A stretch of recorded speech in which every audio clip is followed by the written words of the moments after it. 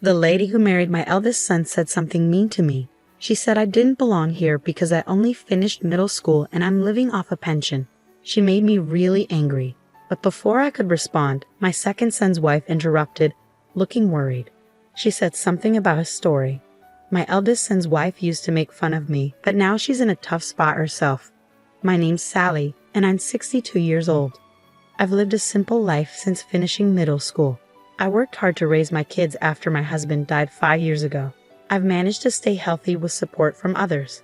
I'm still doing some work my husband used to do, and though there are some issues, overall, I'm content. But something's been bothering me.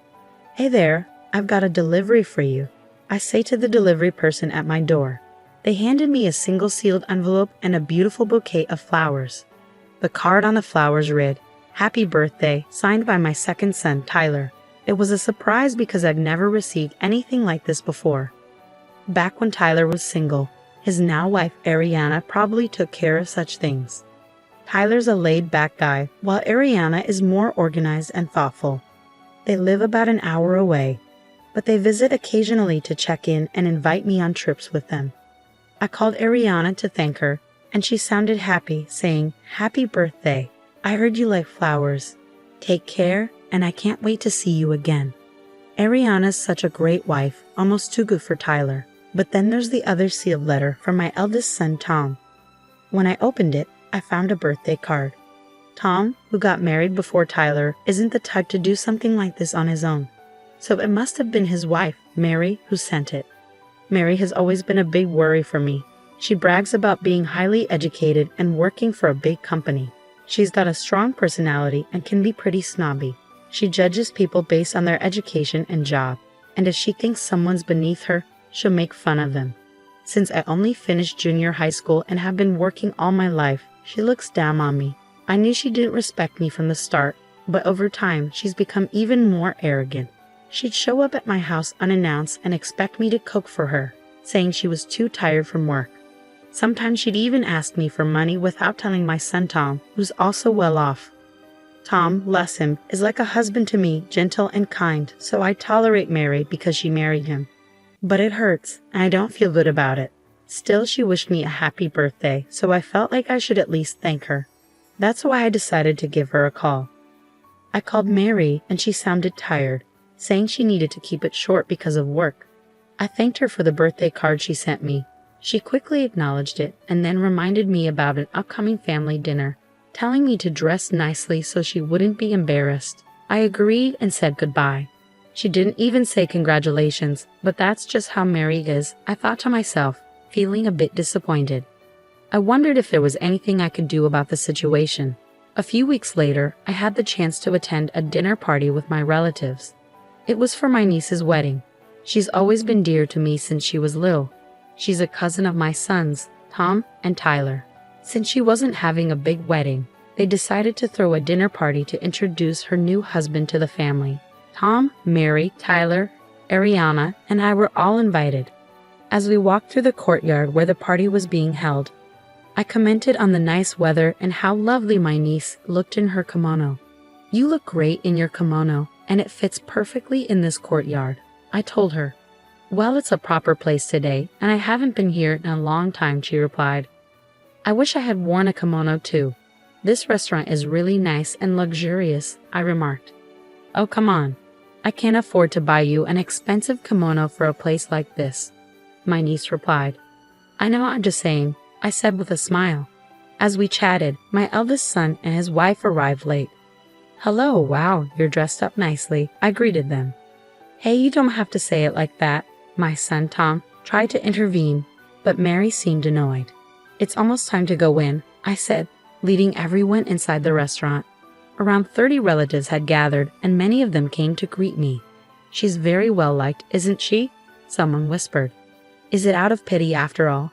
Mary muttered, standing nearby. I ignored her and took my seat. My niece and her partner greeted everyone, and after a toast, the dinner party began. I had expected the restaurant to be in a rural area, but the food was impressive. They even had a good selection of steak. "It's no wonder they were featured in the Tokyo magazine," Mary remarked, enjoying her meal and drinking a lot of sake. The dinner proceeded peacefully, celebrating my niece's marriage. I was relieved to see that her partner seemed like a good person. Incidentally, I heard you graduated from the University of K and work for a famous bank, one of the relatives mentioned. Yes, that's correct. I'm grateful to my parents for supporting my education, my niece's partner replied nervously. That's good. K University, huh? Well, I graduated from W University myself. I'm a CEO at a big company, Mary chimed in, even though nobody asked. She seemed eager to show off her education and job. Tom tried to stop her, but Mary kept going. In today's world, your education really matters, don't you think? No, I don't agree. There are plenty of respectable people regardless of their education, my niece's partner replied firmly. But Mary didn't stop. I believe those who went to K University would understand that there are things only educated people can grasp. People without education are, let's say, at a lower level, right, Sally? She suddenly turned to me, but I already knew where this was going. I'm not sure, Mary. Maybe you've had a bit too much to drink. Why don't you step outside for some fresh air? I responded calmly, but it seemed to annoy her. What's wrong, Mary? You're being a bit harsh. Did you just tell me to leave even though I have a college degree and you only finished junior high? She snapped back. I don't get it. What's your problem? Tom tried to intervene, but I signaled him to stay quiet. It was time to address this once and for all, I thought. Mary, if you have something to say, say it. I encouraged her, though I already knew what was coming. She chuckled and then began. Let me be frank. If I were you, I'd be too ashamed to show my face in front of the family. You only finished middle school and have no qualifications. Everyone, including my niece and her partner, was watching us closely. I haven't seen you doing much since your husband passed away. You're unemployed at 62, nowhere near retirement age. Where I work, people are dedicated elite managers. I'm the main breadwinner, she continued, seeming to relish in it. You didn't even go to high school, let alone a good one. You're in this situation because you lack qualifications. Isn't that pathetic? I definitely wouldn't want to end up like you, Aunt, though I don't have to worry since I work for a big company, she added, her words causing even the waitstaff to pause and listen. Then she dropped a bombshell. Someone like you, who only finished middle school, doesn't belong here. It's embarrassing. You're just a poor person living off a pension. I don't want anything to do with you, so why don't you leave? Mary's words pushed me over the edge. I had been trying to tolerate her arrogance, but I couldn't hold back my anger anymore. My nose twitched and I fought back tears. I wanted to tell her to just shut up and listen, but before I could, Ariana, looking pale, interjected. Mary seemed confused as Ariana spoke. The relatives had various reactions. Some were bitter, some angry, some looked down on Mary. Tom looked downcast. What's going on? Mary demanded. Ariana, trembling, explained, Sally owns this restaurant. There was a moment of silence, then Mary laughed dismissively. Don't be ridiculous. What are you talking about? She scoffed. The manager and employees rushed to me. Boss, are you okay? She's amazing. She's helped me so much. Do you know what you're saying? The manager yelled at Mary. She turned to Tom, bewildered. Tom, what's happening? Wait, what they're saying is true, Mary exclaimed. Yeah, they're right. Dad and Mom started this restaurant, and Mom took over after Dad passed away. But she wasn't able to manage it alone, so now she lets someone else run it under her name. She really is the owner, Tom explained. Why didn't you tell me this before? If I knew, I wouldn't have said those things about the restaurant or the property. I wanted to leave my mom alone, especially since she was depressed after Dad died. And when you found out about her education, you looked down on her and lost interest, Mary admitted. What? How could someone who only finished junior high run such a fancy restaurant? The business must be failing, and the house is old. They really are poor, Tyler chimed in, addressing Mary's ongoing complaints. Actually, he continued, Mom likes to keep things simple, and the house is full of memories of Dad. She owns a condo near the station and other properties she and Dad bought together. Honestly, I think she earns more than you do. What? This is ridiculous. You're just a middle school graduate. Stop talking, Mary retorted angrily. Suddenly, a calm voice broke through the tension. It was a man who looked around my age, dressed sharply in a suit. "What's going on here?" he asked calmly. "Who are you to butt in?" Mary snapped. "Guess," he replied calmly. Mary's face turned pale. "No, it can't be. I'm the executive director," he revealed. The man was my husband's cousin, holding a high position in Mary's company.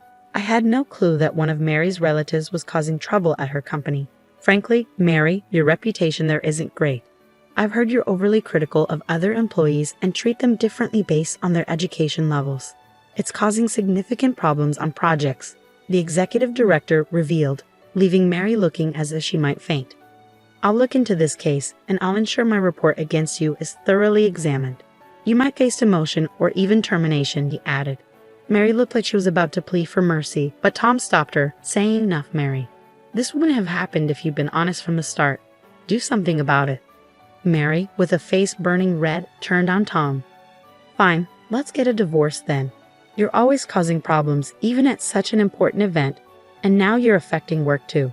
I can't be with you after the way you spoke to my mother, who worked so hard to raise us," Tom responded calmly.